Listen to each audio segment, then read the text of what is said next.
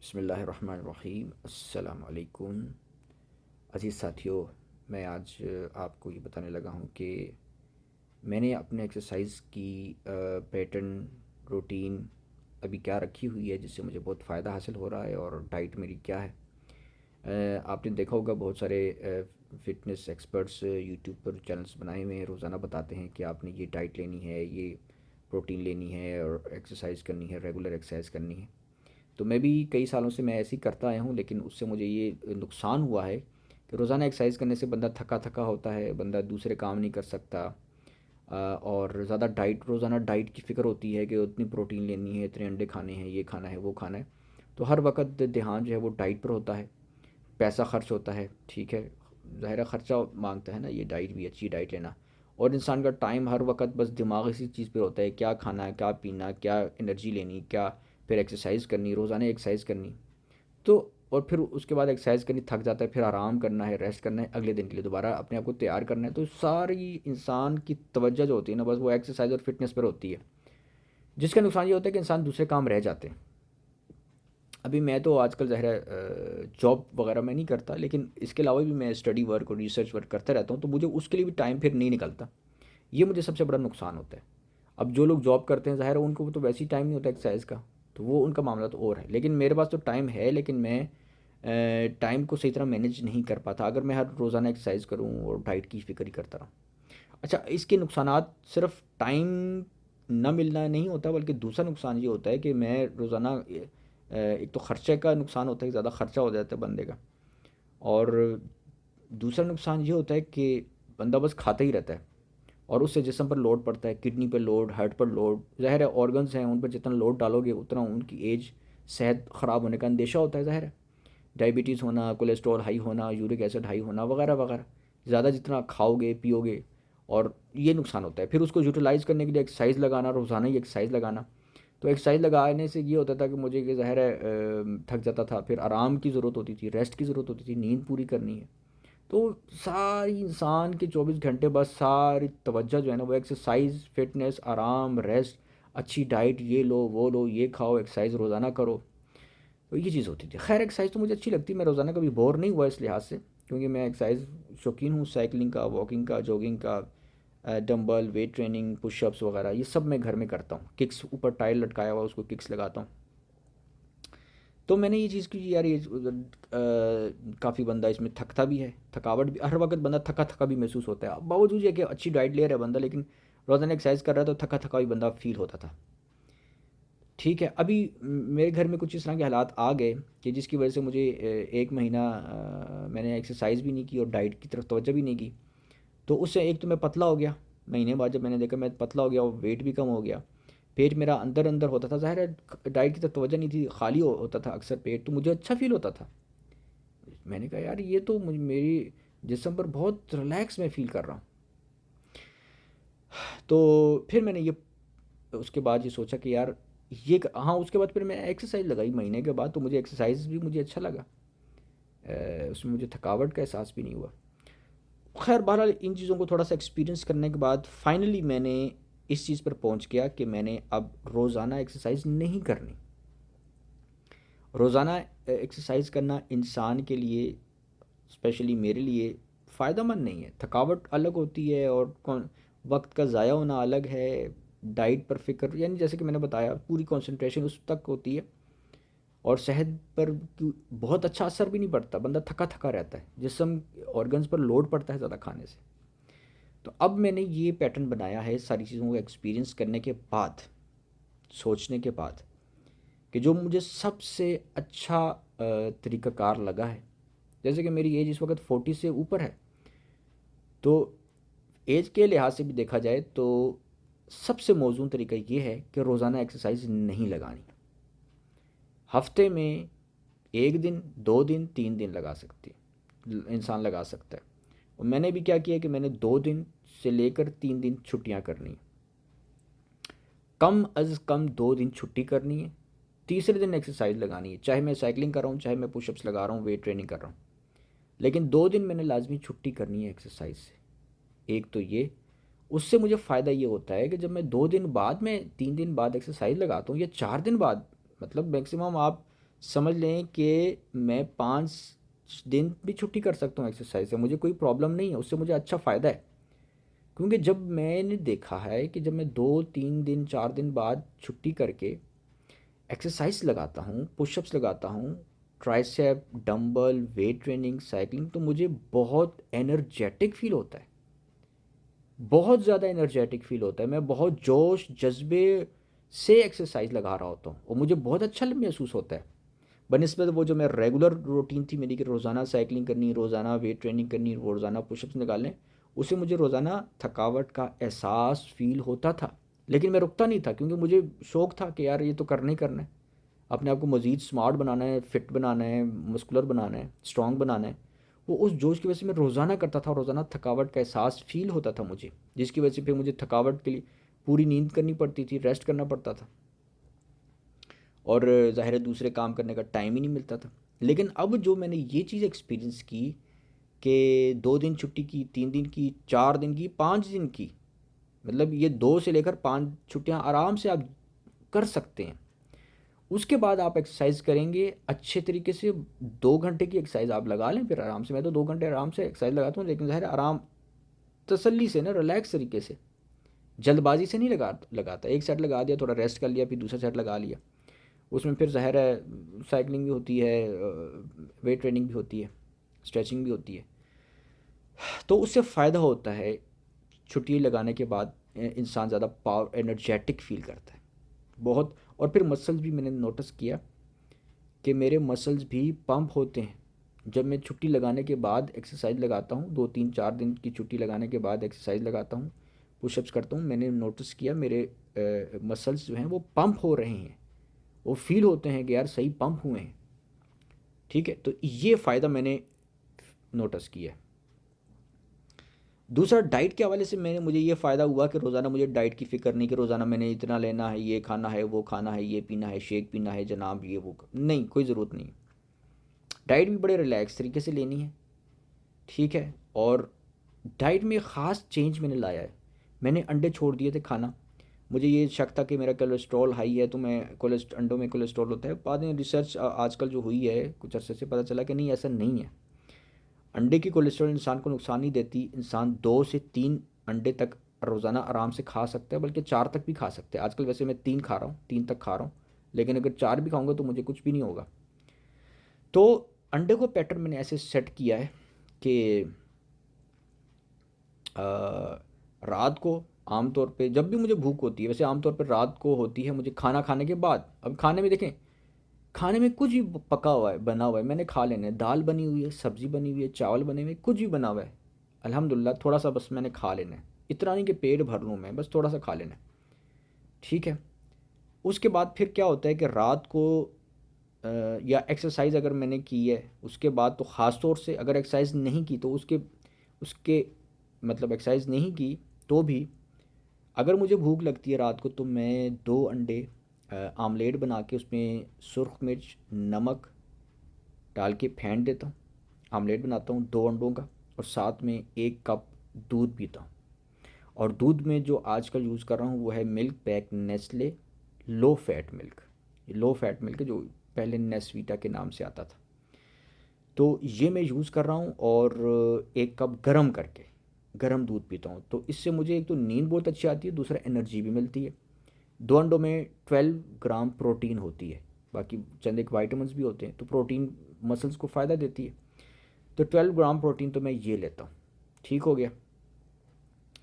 और इसके अलावा अगर मैं दूसरे नाश्ते में मैं क्या करता हूँ, नाश्ते में चावल की रोटी होती है और एक अंडा होता है। अंडा मैं टमाटर प्याज के साथ बनाता हूँ, उसमें 6 ग्राम प्रोटीन मिल गई। तो ये 12 से लेकर आप कर लें 18 ग्राम प्रोटीन, तो ये हो गई रोज़ाना की 18 ग्राम प्रोटीन मैं खा लेता हूँ। और ज़ाहिर है प्रोटीन दूसरी चीज़ों में हो सकती है, जो मैं खाता हूँ मिसाल के तौर पर अगर कभी कभार कोई गोश्त खा लिया तो उसमें भी प्रोटीन हो सकती है। लेकिन आजकल मैंने एक और सिलसिला शुरू किया है दालें खाने का। दाल क्यों खाता हूँ? क्योंकि उसमें फ़ाइबर होता है जो कि डाइजेस्टिव सिस्टम के लिए अच्छा है। ठीक है ना, डाइजेस्ट मतलब कॉन्स्टिपेशन नहीं होने देता।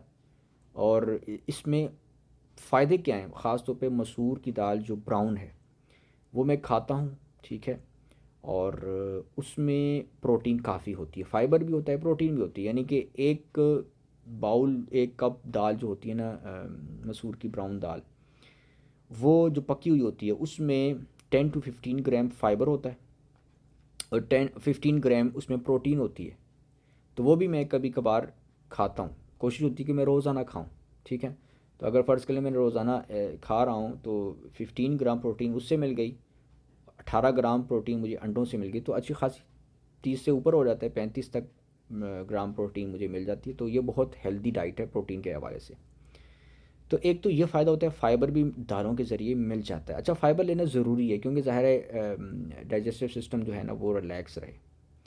तो अंडे में और चावलों में, चावलों की रोटी में, दूध में फ़ाइबर नहीं होता, तो उसके लिए दालों का खाना ज़रूरी है। ठीक है, तो ये मेरी डाइट में ख़ास चेंजेस मैंने लाए हैं ज़ाहिर। और इसमें मैं ये नहीं करता कि मैं बहुत पेट भर के खाऊं, और ये भी ज़रूरी नहीं कि रोज़ाना अंडे खाऊं, ये भी ज़रूरी नहीं कि रोज़ाना दाल खाऊं। बस जब मूड हुआ दाल बनाई खा ली, ठीक है ना। मैं मतलब तकरीबन समझ लें कि एक दिन छोड़कर दूसरे दिन तो मैं दाल ज़रूर खाता हूँ, ये तो मस्ट है।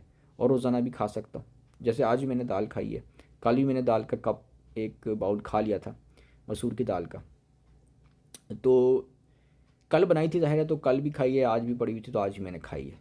ठीक है, तो इस तरह समझ लें कि तकरीबन रोज़ाना ही मैं एक कप दाल जो है ना मसूर की दाल ब्राउन खा लेता हूँ। कभी कभार दूसरी भी दालें बन जाती हैं, लेकिन सबसे ज़्यादा प्रोटीन इस दाल में होती है, फाइबर भी और प्रोटीन भी।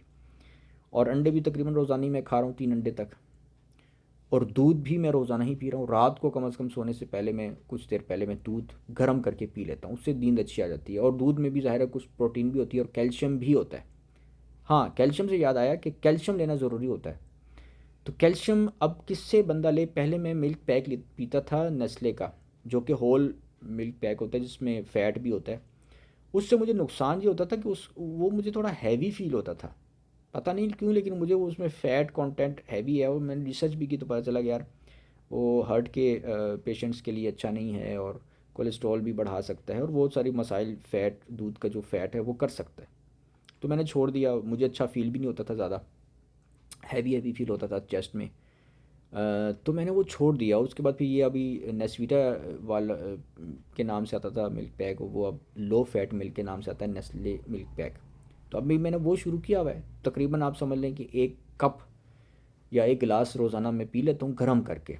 गर्म करके, पहले मैं ठंडा पीता था लेकिन अब गर्म करके पीता हूँ, ज़्यादा अच्छा लगता है, टेस्ट भी बहुत अच्छा नेचुरल है उसका। और उससे मुझे, मेरा मकसद होता है कैल्शियम लेना, तो कैल्शियम मुझे उससे मिल जाती है। ठीक है, रोज़ाना एक कप दूध से कैल्शियम अच्छी मिल जाती है। तो एक तो ये भी मैं डाइट में दूध मैंने शामिल किया हुआ है। अंडे पहले मैं जैसे कि मैंने बताया फ़ैट मिल्क लेता था, वो भी मैं कभी कभार लेता था क्योंकि मुझे लगता था यार फ़ैट तो हेल्दी नहीं है, तो मैं कभी कभार ही लेता था। अब मैं रोज़ाना लो फैट मिल्क पी रहा हूँ, ये मुझे फ़ायदा हासिल हुआ है लो फैट मिल्क का, कि रोज़ाना मैं पीता हूँ। रोज़ाना मैं एक कप दूध पीता हूँ या एक गिलास, 3 अंडे खाता हूँ, दाल खाता हूँ। ये मेरी डाइट में शामिल हो गया। फिर है विटामिन डी, वो है धूप, धूप से मिलती है। तो आधा घंटा तो मैं लाजमी धूप लेता हूँ। वो मैं जिस टाइम भी मुझे टाइम मिलता है, तकरीबन आप समझ लेंगे हफ्ते में 3 4 दिन, ठीक है ना। तो मैं धूप में जाता हूँ। आजकल सर्दियाँ हैं तो सुबह 11 बजे से लेकर दोपहर 2 ढाई बजे तक अच्छी धूप होती है, उससे विटामिन डी मिलती है। तो आधा घंटा बैठने से या 1 घंटा बैठने से तकरीबन 1000 IU international unit vitamin D मिल सकती है, ये चैट जीपीटी से मैंने पता किया। तो इसके अगर शुरू बहुत मध्यम अगर धूप लग रही हो तो वो फिर विटामिन डी पैदा नहीं करेगी जिस समय, ठीक है। धूप इतनी हो कि कम से कम हल्का सा गर्माइश जिस समय स्किन पर महसूस हो, तो वो विटामिन डी पैदा करेगी। और अगर बहुत जलन हो रही है स्किन पर तो वो फिर धूप नुकसानदेह है, वो नहीं लेनी, ठीक है। उससे नुकसान होने का ख़तरा है जिसम, और बीमारियां पैदा होने का ख़तरा है, ठीक है। तो एक तो ये विटामिन विटामिन डी भी मैंने अपनी डाइट में शामिल की है इस लिहाज से, ठीक है।